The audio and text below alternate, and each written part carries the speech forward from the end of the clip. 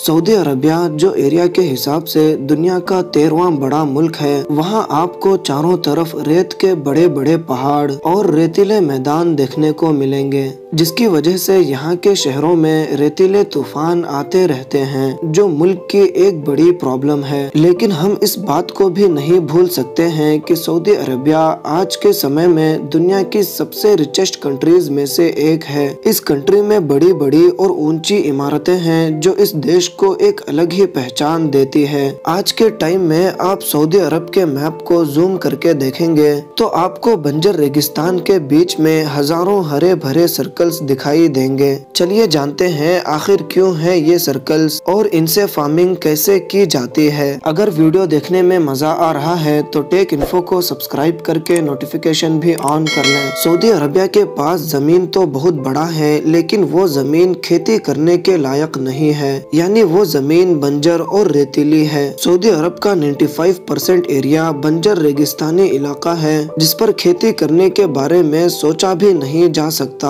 और 5% एरिया में ही इंसान आबाद हैं, और इसी वजह से सऊदी अरबिया को किंगडम ऑफ डेजर्ट भी कहा जाता है। आज के वक्त में आप सऊदी अरब के मैप को जूम करके देखेंगे तो आप बंजर रेगिस्तान के बीच में हजारों हरे भरे सर्कल्स देखेंगे। ये सर्कल्स और कुछ भी नहीं है बल्कि सऊदी अरबिया के खेत हैं, जिनमें बहुत ज्यादा खेती की जाती है। अब ऐसे में आप भी ये सोच रहे होंगे कि आखिर रेगिस्तान में खेती कैसे की जा सकती है, वो भी सऊदी अरब जैसे कंट्री में जहाँ ना तो बारिश होती है और ना ही कोई नदी है। ये कंट्री खुद अपनी जरूरत पूरा करने के लिए दूसरे कंट्रीज से पानी इम्पोर्ट करता है, तो यहाँ पर खेती कैसे की जा सकती है। सऊदी अरबिया ने बंजर रेगिस्तान में खेती करने के लिए सेंटर पिवट इरिगेशन का इस्तेमाल किया, और यही वो टेक्निक है जिनसे सऊदी अरब के बड़े लैंड्स को हरे भरे खेतों में बदल दिया है। ये टेक्निक कैसे काम करती है, आइए जानते हैं।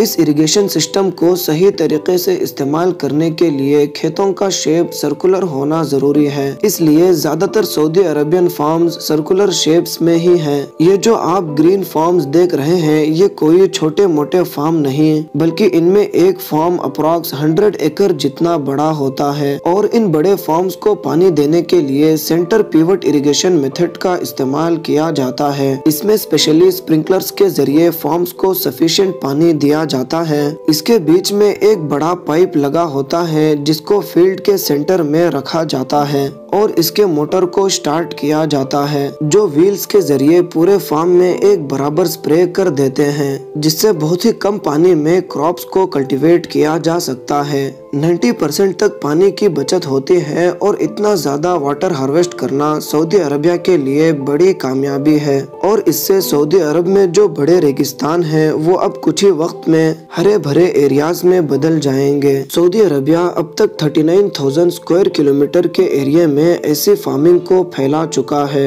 ये एरिया इतना ज्यादा बड़ा है कि इसमें कतर जैसे 3 मुल्क आ सकते हैं। सऊदी अरब में पानी की कमी होने की वजह से वहाँ के मैनेजमेंट ने पहले से ही कई देशों में खेती करने के लिए जमीन खरीद रखा है। यूनाइटेड स्टेट, इंडोनेशिया, अर्जेंटीना और साउथ अफ्रीका के कई ऐसे कंट्रीज हैं जिनमें सऊदी अरबिया ने लैंड खरीद कर रखे हैं, जिनमें आगे चलकर सऊदी अरबिया खुद खेती करेगा और अपने देश को फूड इंपोर्ट करेगा। अब यहाँ सवाल पैदा होता है कि सऊदी अरबिया के पास इतनी खेती करने के लिए पानी कहाँ से आ रहा है, क्योंकि यहाँ पर पूरे साल में सिर्फ 4 इंच ही बारिश होती है। हालांकि इसमें पानी कम यूज होता है, लेकिन फिर भी कुछ न कुछ पानी की जरूरत पड़ती है। सऊदी के पास इतना पानी आता कहाँ से है? 1970s में लीबिया के बाद सऊदी ने भी डेजर्ट के नीचे पानी ढूंढना शुरू किया था। उनको उतना ज्यादा तो नहीं, लेकिन 480 क्यूबिक किलोमीटर पानी मिला था।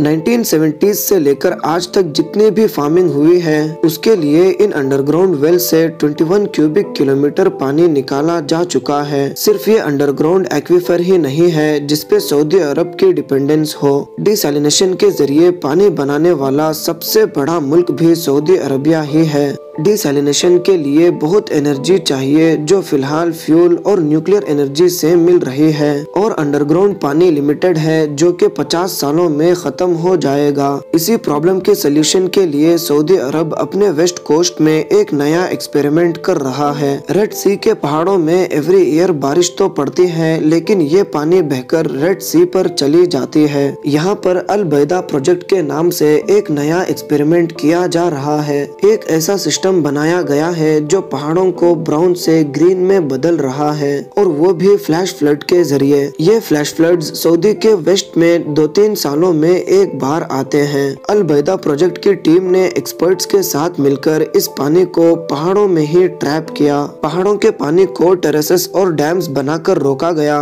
और उन पहाड़ों पर ही वेजिटेशन स्टार्ट की गई। टेरेसेस में लगी वेजिटेशन उसको अब्सॉर्ब कर लेती हैं। इससे हजारों क्यूबिक मीटर पानी वेस्ट होने के बजाय पहाड़ों को ग्रीन कर रहे हैं। उम्मीद है आपको ये वीडियो बेहद पसंद आई होगी। मिलते हैं फिर अगली शानदार वीडियो में।